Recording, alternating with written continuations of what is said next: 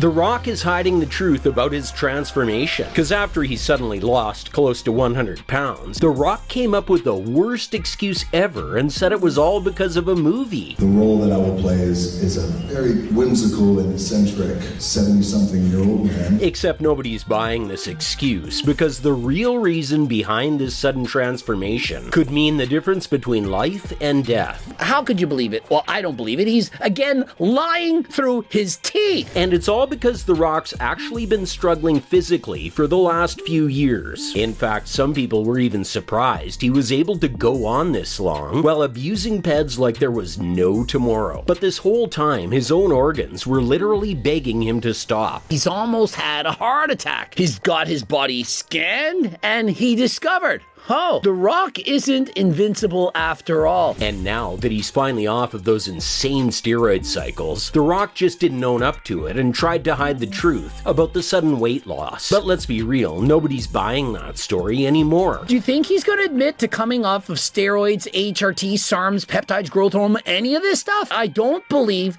that The Rock is just losing all of his muscle for that sole purpose. Especially since The Rock isn't exactly known for being super honest and transparent about his fitness routines. The worst part is that he might not even be revealing the side effects of a lifetime spent on gear, which is why some fans are even worried that his health is worse than it seems. I believe that The Rock has now lowered his doses. I don't think he's 100% natural. When you go from abusing steroids for perhaps 30 straight years, your body is going to shut down. But the truth is, you can't be as old as The Rock and continue to be that big and shredded without paying the price. And that's exactly why a lot of other wrestlers turned actors are downsizing. Because a few months ago, even Dave Bautista couldn't afford to keep his iconic jacked up physique. But he did the same thing as The Rock and said it was because he was tired of being typecast into movies and wanted to take on different roles. They think I'm like but I'm just a large human being. So at 6'4", 240 pounds next to your typical actor,